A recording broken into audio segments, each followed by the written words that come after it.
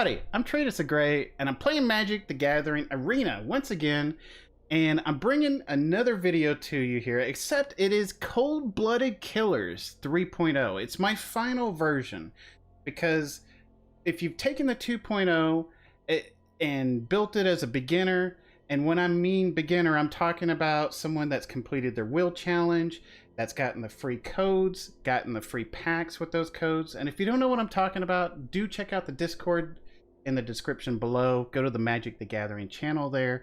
And once you're there, look at the little thumbtack at the top. There's going to be a website there that is updated monthly. And you can use that to get free codes and open up these packs and use wild cards to build your decks. So the 2.0s, all of the Cold-Blooded Killers, Large and in Charge, all of those starting decks, I have 2.0 versions of it. You can check it out in the Magic the Gathering playlist.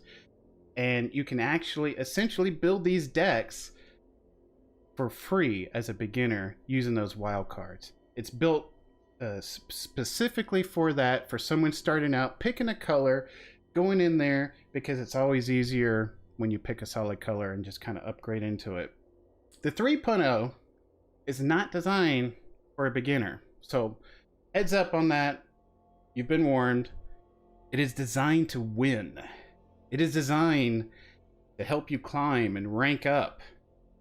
So it's got cards that are put into it that is just all about domination.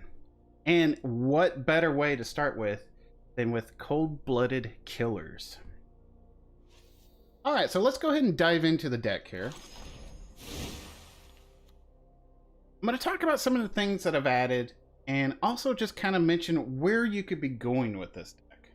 Okay. If you've upgraded Cold-Blooded Killers to the 2.0 version, you already have Hateful Eidolons and some removal in the Myra's Grasp and Dead Weights. There's a particular deck type in Mythic that is mono black that's using these Eidolons, and it's called mono black auras. You'll even see some Lurises thrown into it. Thank you for the bits while I'm recording, Dennis.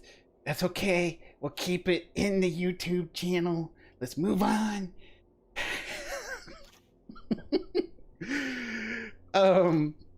So yes, there's mono black auras. There's so many variants out there, right? And there's also mono black aggro. This is actually a splash of both worlds. Why? Because I want to keep it true to the core theme of Cold-Blooded Killers. I want to keep it cold-blooded. And what better way to keep it cold-blooded than to just present so many threats on the board? It just makes their head spin. Like, what do they remove? What do they tackle? What the heck is going on here? And we hit them from so many different angles when they thought we were going to be a straight up aura deck, and then we start presenting other threats onto the board, and it's just, you know, wham bam, we've overtaken them. So our first threat is going to be Hateful Eidolons. This is going to be the draw engine of the deck, and of course, anytime we put one of our auras on top of an opponent's creature and it kills it, we're going to draw as long as this is on the board. If you have two of these on the board, we're going to draw 2 cards because it's going to ping off of both of them. Soul Guide Lantern, not so much of a threat, but it is something that allows us to get rid of graveyard shenanigans, such as Croxas, Rogue decks, Luris decks. Anything that plays with these synergies, we're going to be able to knock out. I just threw one of these in. Typically, this is something you sideboard for, but just having one in works well with the deck. Malakir Coldblade. This is our guy. This is our image of Cold-Blooded Killers. This guy right here, not a threat as a 1/1, but since there's so much creature removal in this deck, this guy is going to become a real threat really fast. Skyclave Shade.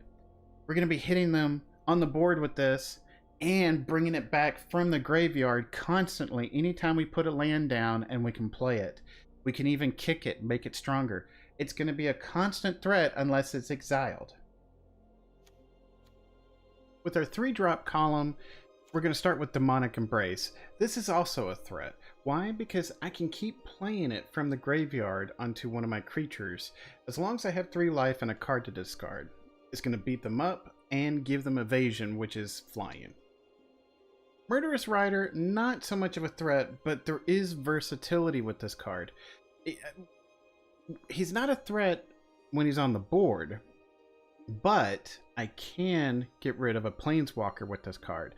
I mean, of course, yeah, we can use it to destroy target creature, but Planeswalker is really the key with this one. I'm going to pass over Necromentia just for a moment. Nighthawk Scavenger. It is flying, Death Touch, Lifelink for 3.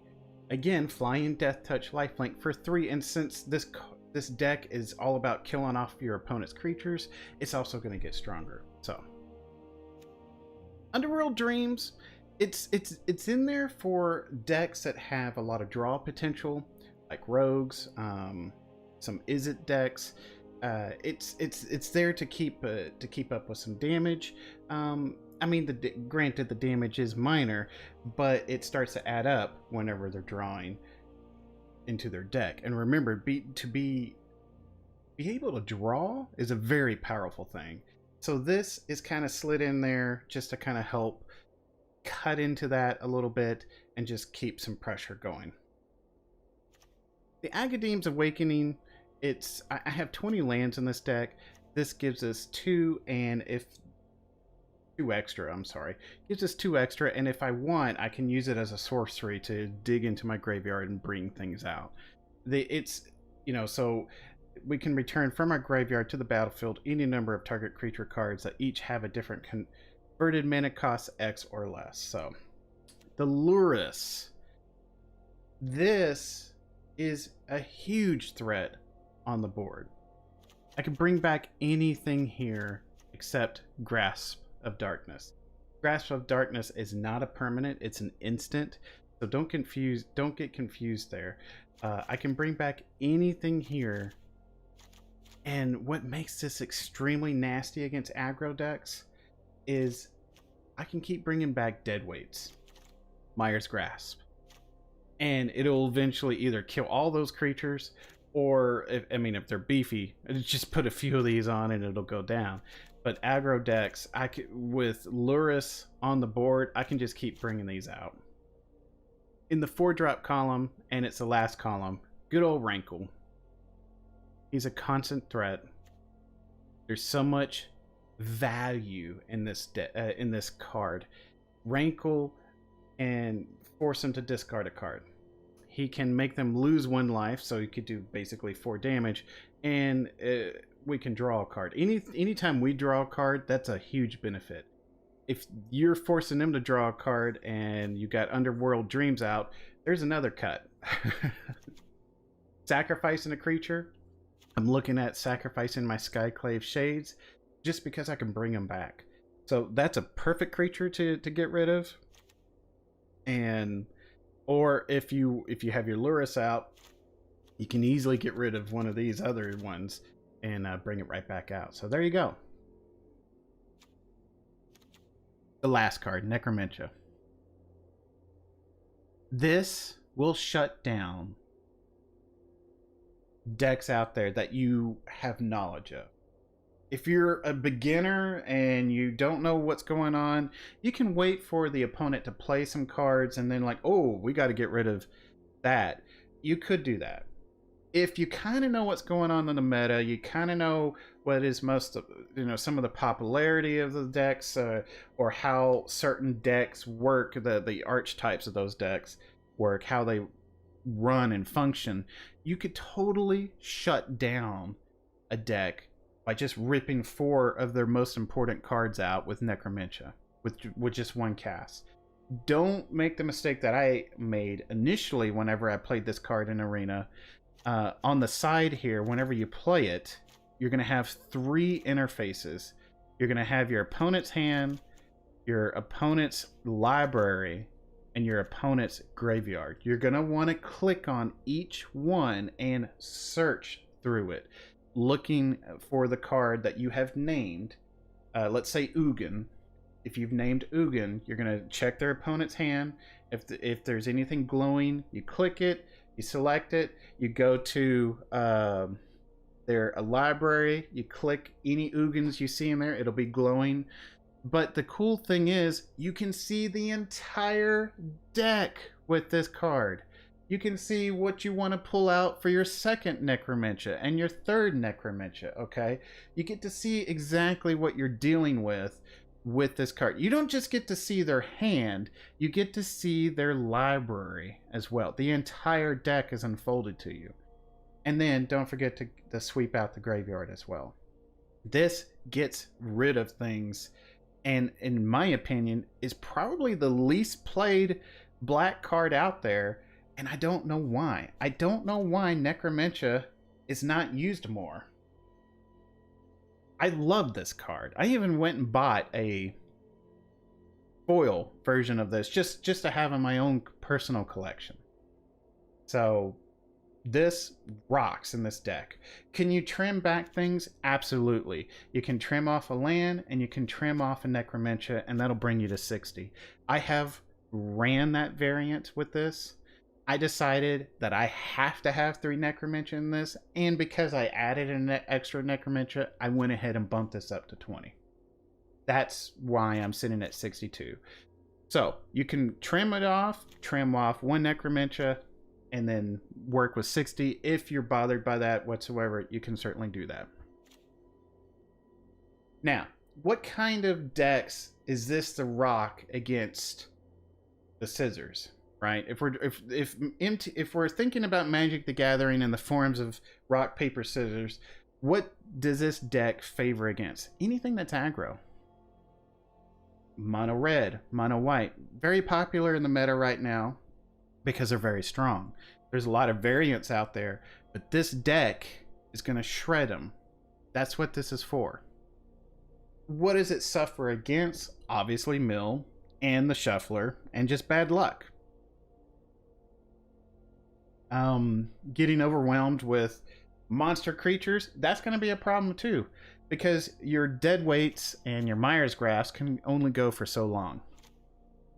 So don't forget, in Magic the Gathering, there's always going to be a deck that is better than yours.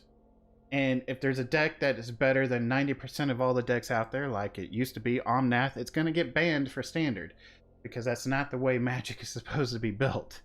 So right now we're in a fair meta, and you can play pretty much anything and get it to work, because there's so many different ways to win, and there's also so many different ways to lose. But this deck is my final version for Cold-Blooded Killers. It works. There's variants of this auras type that is played in Mythic. So there's some cards that you'll see in those auras decks that you'll see here already. Except I've mixed the Cold-Blooded Killers into this and kept it to that core, kept it a little splash auras, splash aggro, and it's just nasty. It's cold-blooded. And I also stream on twitch.tv/TradeUsAGray, like it's spelled here, on Monday, Wednesday, Friday, Saturday, 10 p.m. Central Standard Time. You can catch me there. If you do, let me know that you found me from here on YouTube, and I'll talk to you later. Gameplay footage incoming, and I hope you enjoy.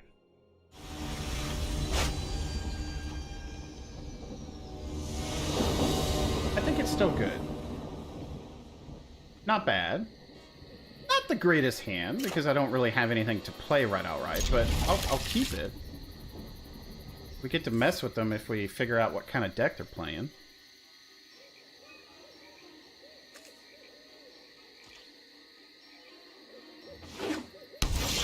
Blue.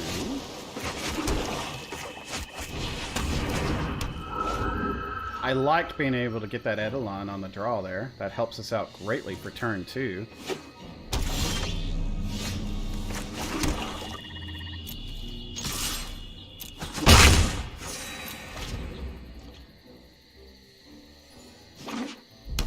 A 3-color deck. Alright, and we have something to kill. They draw a card. Some good value for them. On the turn, we get to draw a card now. I don't know what kind of deck they're playing yet, so I'm not gonna Necromentia just yet.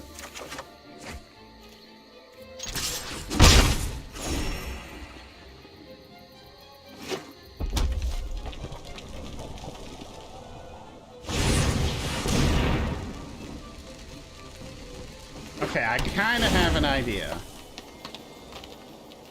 I think it's one of those Ayesha decks or something.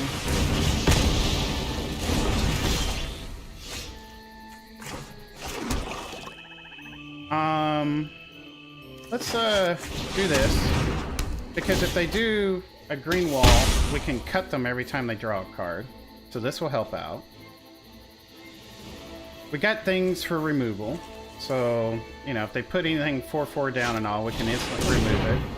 Cultivate. Yeah. Since it's a big land type of deck, it could be like a Genesis type. Could be a Genesis type deck. We got, let's see.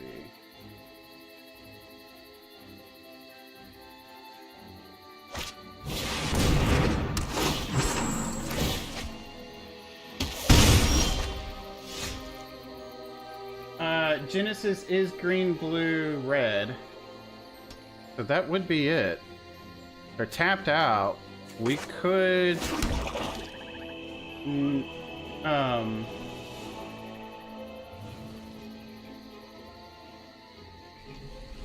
we could Necromentia for that.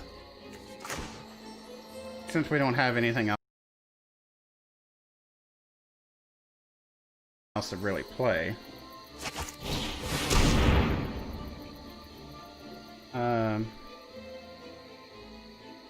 We could try. Oh, we could look for their library. And we can get all rid of all... Oh, so we get to pick. Oh, that's how you do it, folks. We're doing it wrong. That's how you do it.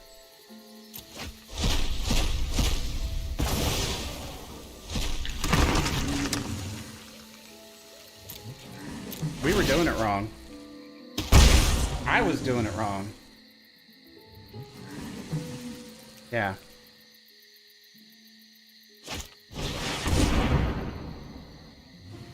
So I'm gonna let him do it, and then I'm gonna kill it. That way I get 2 creatures.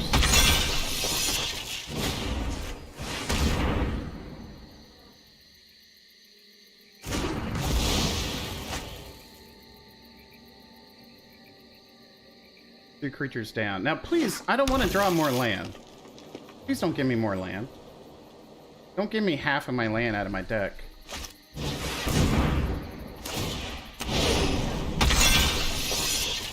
My opponent is really ramping. Ramping hardcore. That helps us. Kinda. But we're gonna take 3 points of damage next go around. I'd like to be able to kill the big green giant with this.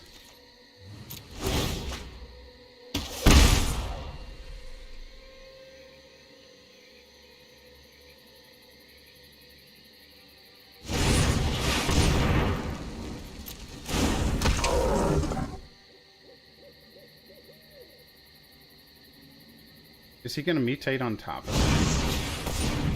Oh. Well, I'm going to get rid of the giant now.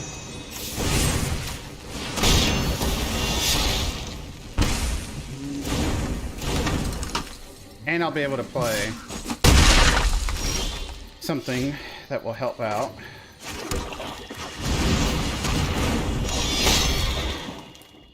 I'm not going to embrace it just yet. I'm going to wait. I can't even attack with it right now, so there's really no point.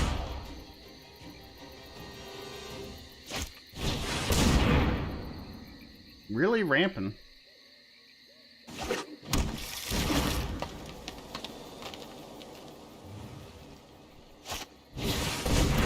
Lotus Cobra, which we can easily kill.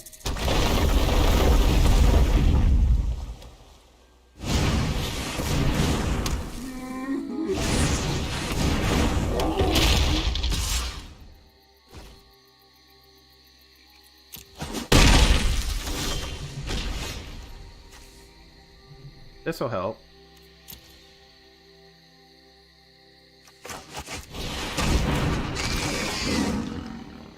I could draw if I do this now, but I need to be able to kill things greatly, like...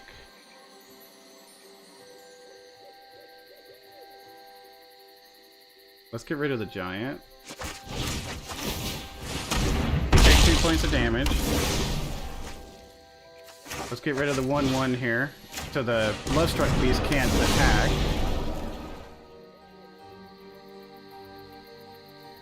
And let's get some health while we can.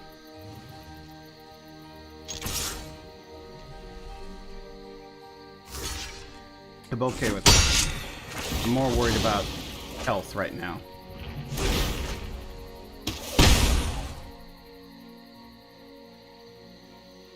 I can make the Lurus fly. I can bring back one of those spells again.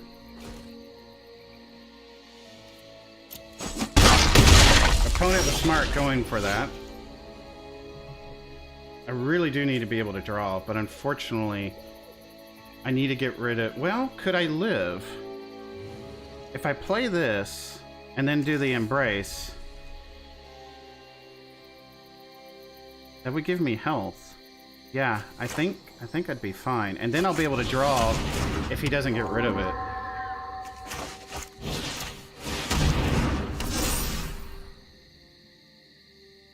And I'll be able to draw now.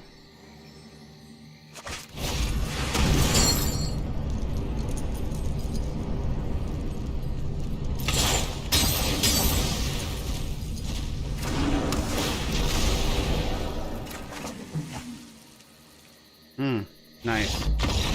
Yep. Took out a Genesis deck with our black deck, and I finally learned how to use Necromentia properly. But I misplayed the Necromentia. Could have got rid of the Yorium, but still maybe would have lost against Dance of the Mans whenever I make the video. This is a great hand. This is what I've built the deck around: the drawing and the Malakir. Now, red there, it worries me, but I'll play this. Looks like he didn't have an instant. He could have one now? Yeah, because of the land. He decides not to draw. Let's play this because we have another. Can I get land next go around?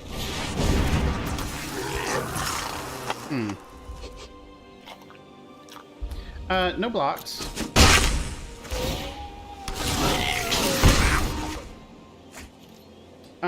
What sucks is that I can pull... You know what? I can play this tapped. Yeah, I'm gonna have to. Pay 3 life. Oof.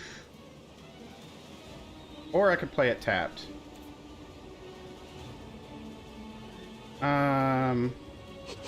I'd rather get the Scavenger out if I can. I'll go ahead and send you in just to get 1 point of damage on. But I can block with the Scavenger. Unless he nukes it. Possibly he's got a nuke and I've wasted 3 life. He does not have a nuke. I'm okay with this. We gotta do some damage control here.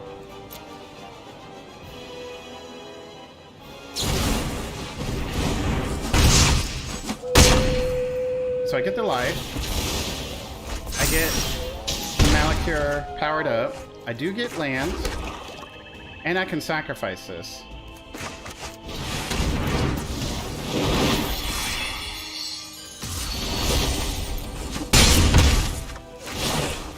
So each player sacrifices a creature. each player loses 1 life and draws a card.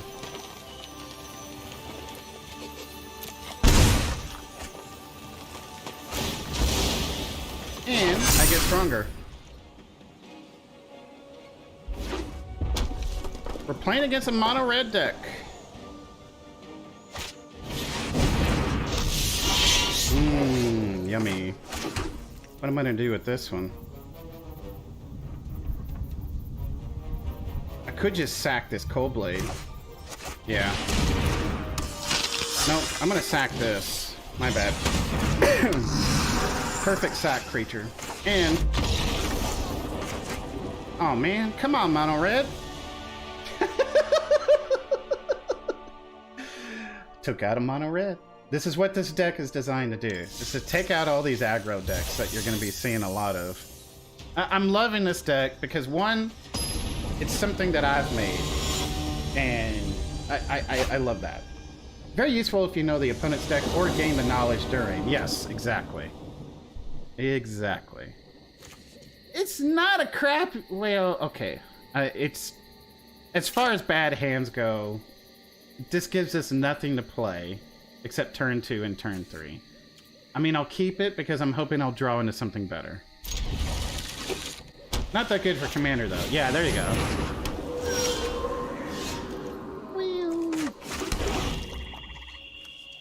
Being able to pay and sacrifice it.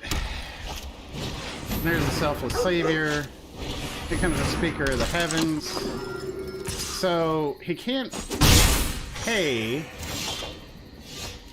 to sacrifice and protect, but he can protect for just until end of turn. What I'm going to do is I'm going to put this out, see what happens. Let's just get a good creature out.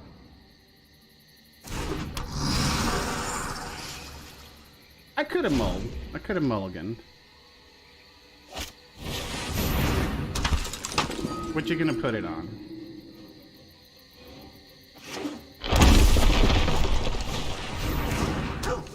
Now, tapping yourself is what screwed him.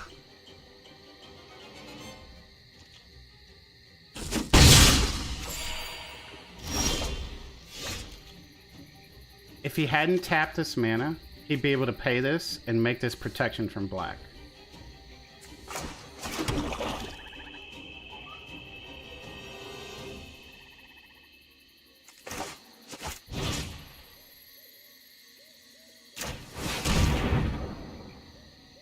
Sacrifice a dog. I dare you.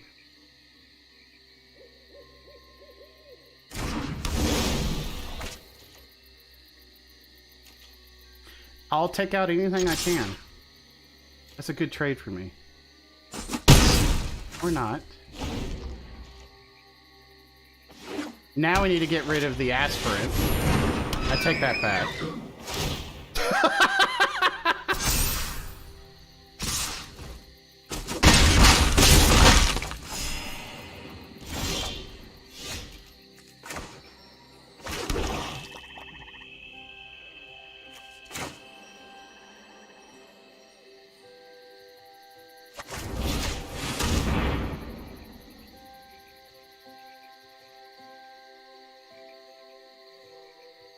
He could sack a dog.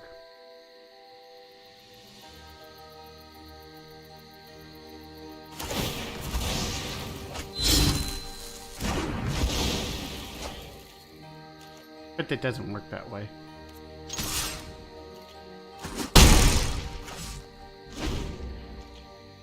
We're cold-blooded people. Now I am going to take a lot of damage, though.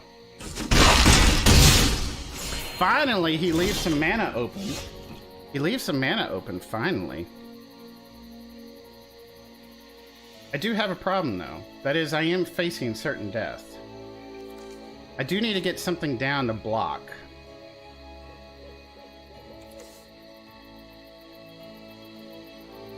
We should play this and play a land.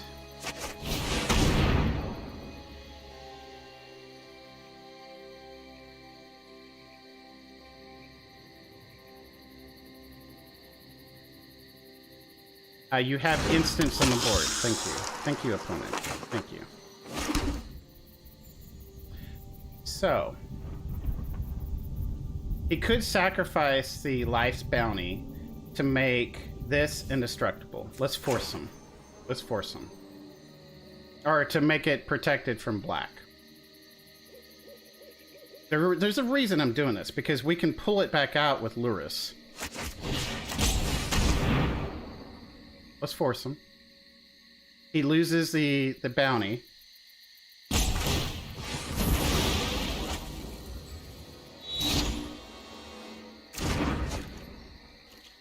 Let's attack for our 3. And I can pull it back out with Luris.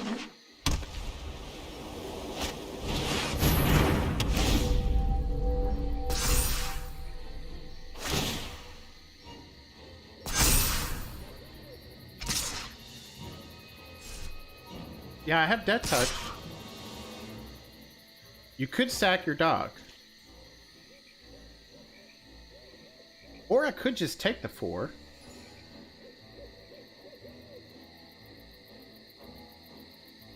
I think I just take the 4, and I can block with it next go around.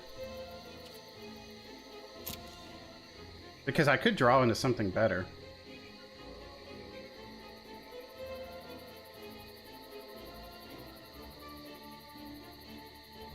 It's giving you priority because you can sack your dog.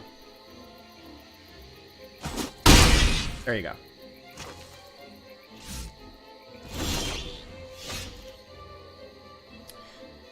Play this first. Let's Myers grasp this.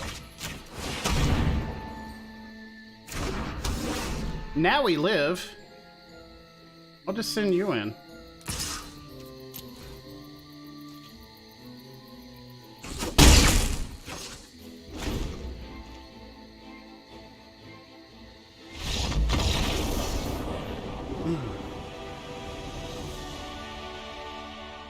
Mono white aggro.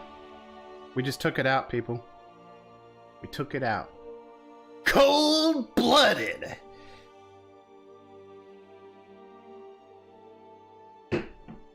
That was a mythic deck right there. I'm glad I learned how to play Necromentia properly for Arena. I know what it does. I just wasn't selecting opponent's library and, you know, like I should have been. I was just only exiling it or from their hand by accident in the earlier games. And I pointed that out in the video, so. Or it will be pointed out, but yeah. We'll keep this. Black and red is probably a it could be a Croxa deck. Could be. If we get Necromentia, I would love to. Now he's got some glitchy certs. Okay, that's respectable. We'll do this now. They don't have any creatures for us to kill, so there's no point in doing this. And I don't have any auras to play anyway.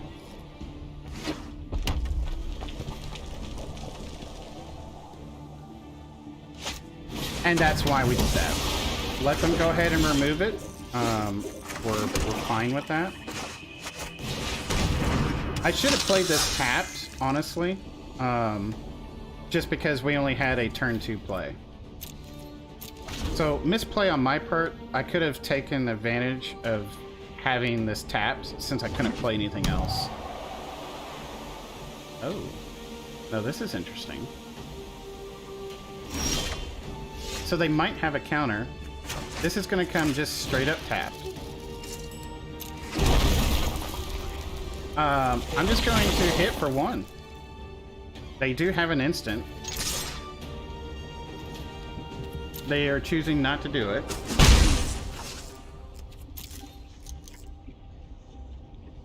They have something.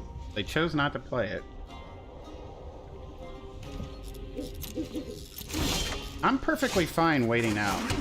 I'm not. I think they're waiting to see what I play next because this 1/1 is gonna take a while to kill them. I'm okay with this.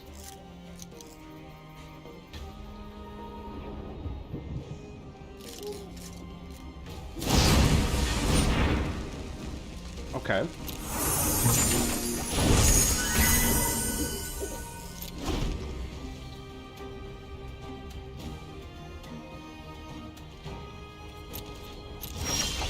Okay. There's the telltale that they have something. I'm fine with this, playing it slow. They're gonna flash in their borrower. They did not flash in their borrower. What? Yeah, you missed the opportunity. Yeah. They should have done that. They could have been playing the Bloodchief's Thirst and have something to attack. They had the mana, but they didn't. So our opponent misplayed. Hopefully we can take advantage of that. We just lost a 1/1. I'm fine. They could be running a counter. They certainly could. I'm gonna save this Awakening. Let's play this and see if they counter. They don't. I'm still gonna play it slow. Let's go ahead and rankle, actually, because I can always, if I keep getting land. No. Let's not. Let's just see what happens.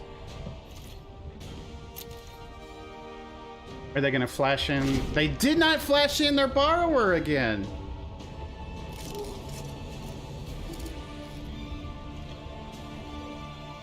Yeah, they're mousing over it right now. What are they thinking? I don't know what they're thinking. I'm okay with pulling a counter up with this.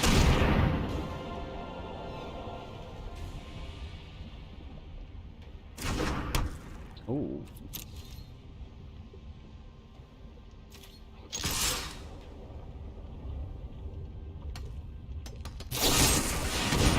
Each opponent sacrifices a creature. Okay.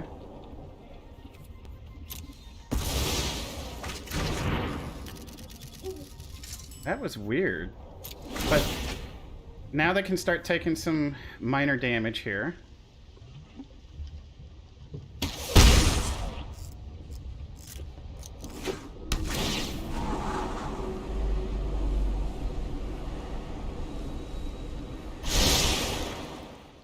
So I think they were... I'm really surprised what's going on. Really, I am.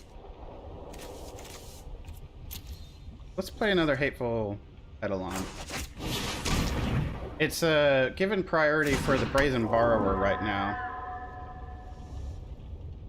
He could be running in Exile in this deck, but I'm fine with just seeing where this goes. We win if they play nothing,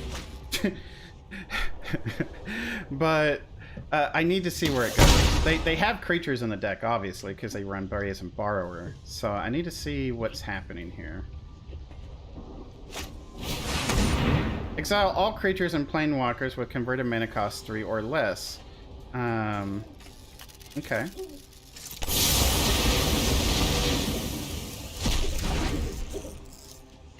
So we won't be able to play those back again.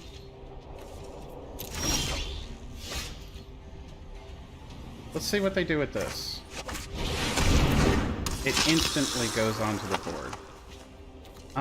Might as well play this for mana, because we're not going to be able to get anything. Well, I could get something back if he kills something, you know, the next few turns. So he really needs to deal with the Scavenger, because, yeah, it's going to be an issue. So what I'm going to do is, I'm just going to go ahead and attack. We haven't seen a counter yet. I think all I've seen is straight up removal. So I don't want to rankle just yet. I want to attack and pull that borrower out.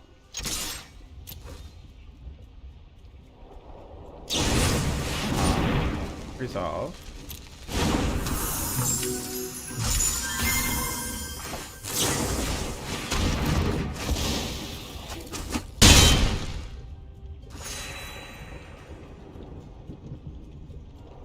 I'm not going to do this yet. I'll do it on the next turn. So now, this Underworld Dreams is getting us some more value. Because they're losing life, and we're gaining life.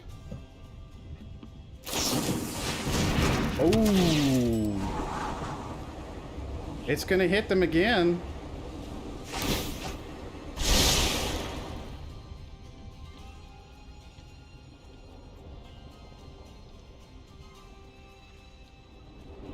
You have to resolve. That's the sad part. You have to hit yes. Yes to a slow death. Hi, Playmo. How are you? Let me get you linked in. How are you doing, sir?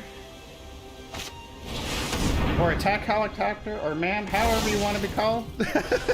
So they exiled one creature. That's why we're playing one creature at a time here, because we're killing them very slowly, and we're controlling the board here.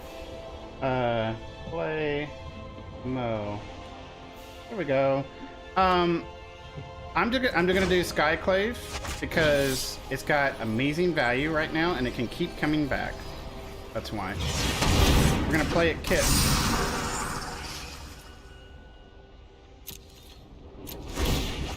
Another cut. You're gonna play some D&D as a DM? Nice. Very nice, Tara.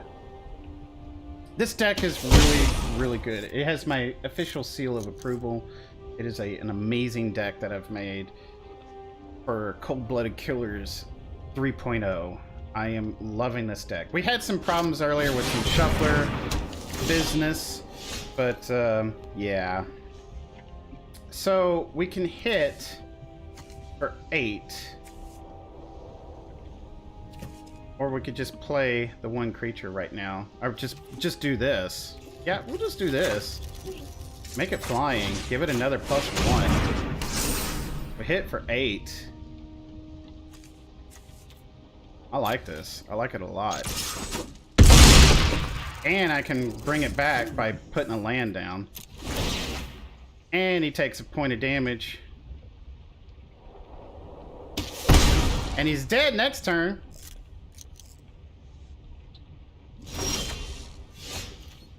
You know what? Just to sting it in. I mean, let's just attack.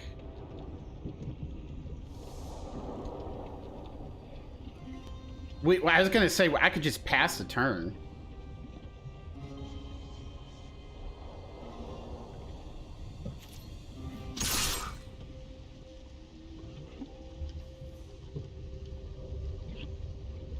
Mm-hmm.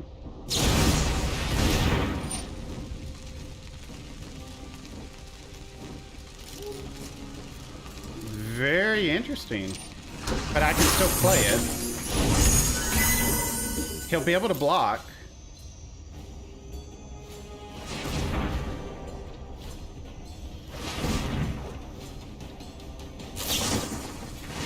Okay. So you're able to draw. You're gonna kill my Skyclave. Not bad. Do you have a counter for what's about to come? That's the real question. If you have a counter for this, then you have played this very well.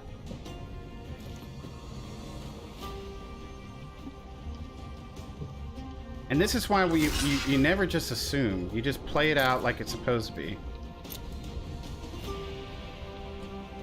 Yep.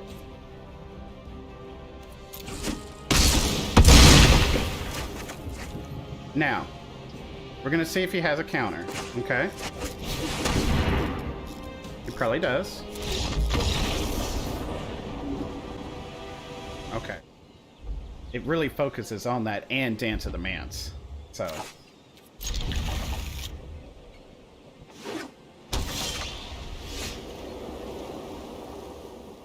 Alright, sorry opponent. There you go.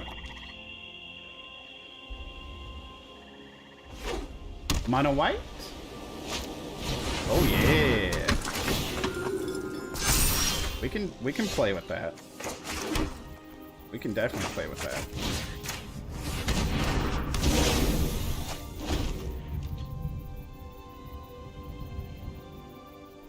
Can I get land?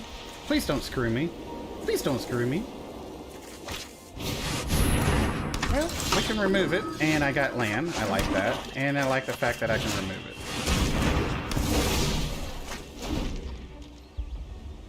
I don't have any hateful eidolons out to allow me to draw, which sucks. But I can, if I get more land, I can build into this. I did not get land, but I can get rid of that. No land though. That hurts. That hurts. It slows us down. Our opponent is now catching up. The land helps. What do I think they have in that deck that could, Speaker... It is a life deck. We can easily deal with little things, but something that would banish us, I think would be more of a problem. So how about we play... And what is it called? Banishing Light?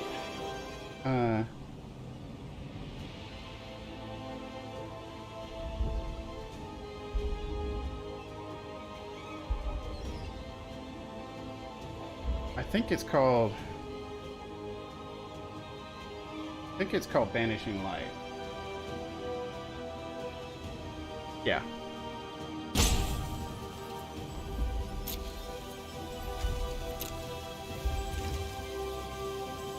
I can see their entire deck though. This is awesome. Luris would have been great.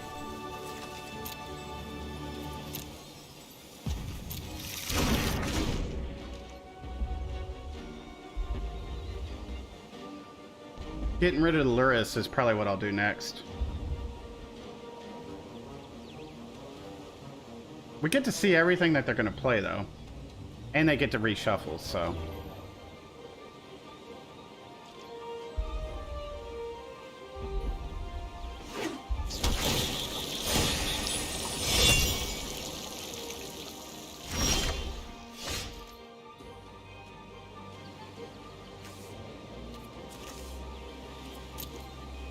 They don't have anything that can get rid of this, so we might as well play it.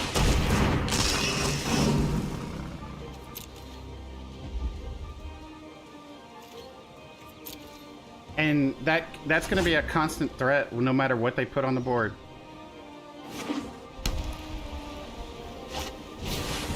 Yeah, because I can easily get rid of that just by pulling stuff from my graveyard.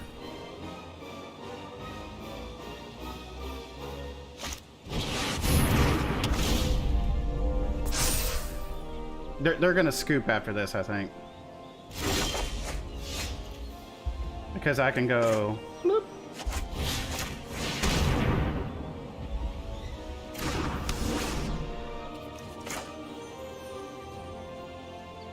Alright, let's not overdo it. How about... Oh, actually, we could do this. Bloop.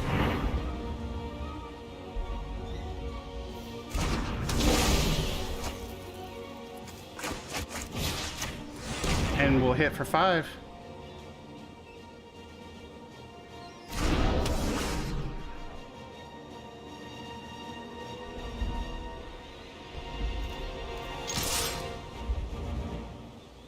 And now I can get rid of their Lurises if I want, or their Broodmoss, probably be better.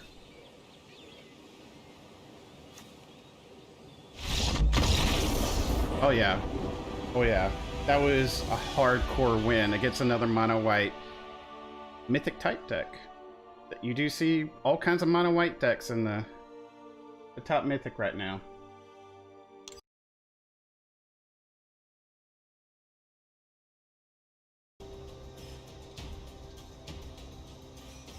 That Underworld Dreams did help.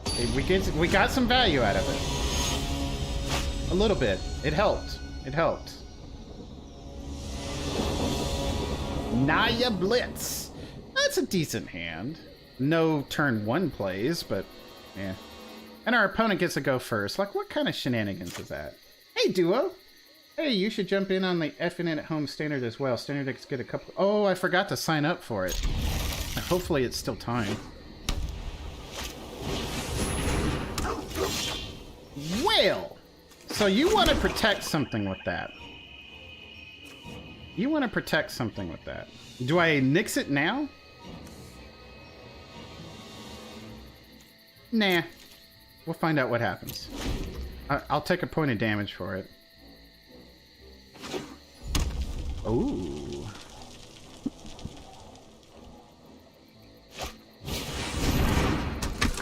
Ooh.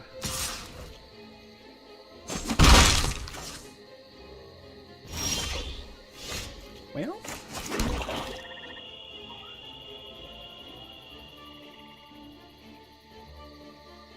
How about we get rid of the warrior right now? I don't get to play a creature though, which is unfortunate. We could do this. Then again, he could pump it up. Yeah, I think we got to get rid of this. And we could get rid of the savior as well.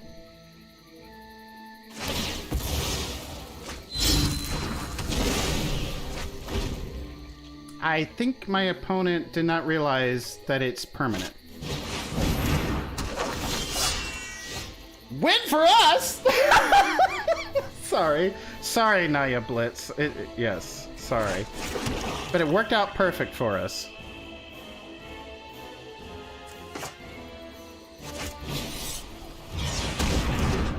Equipped warriors get double strike. I don't like that.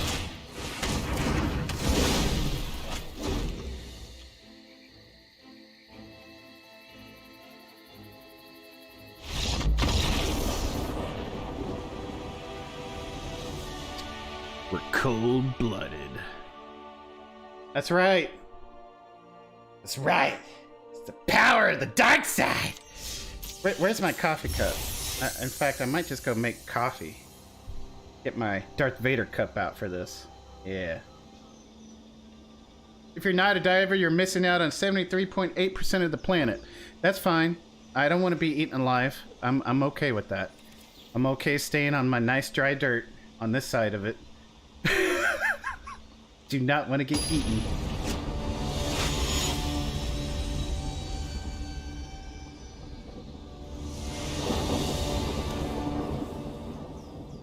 You're in the middle of Australia.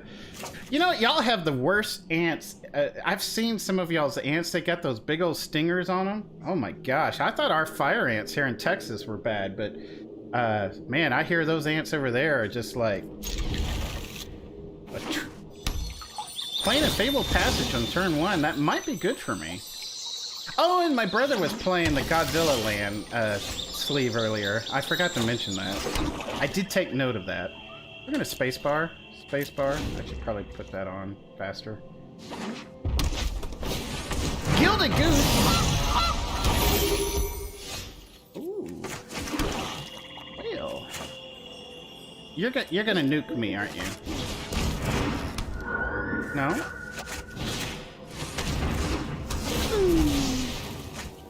Draw a card! Because we're cold-blooded. Don't you stop me. Don't you do it. That's right, you respect! You respect the dark side!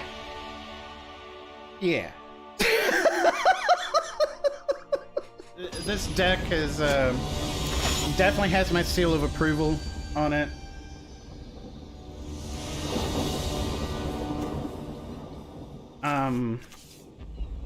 Okay. Alright, folks, we're done for the night. See you later. They saw. You want to know why they scooped? You want to know why? They see mono black. Respect the dark side!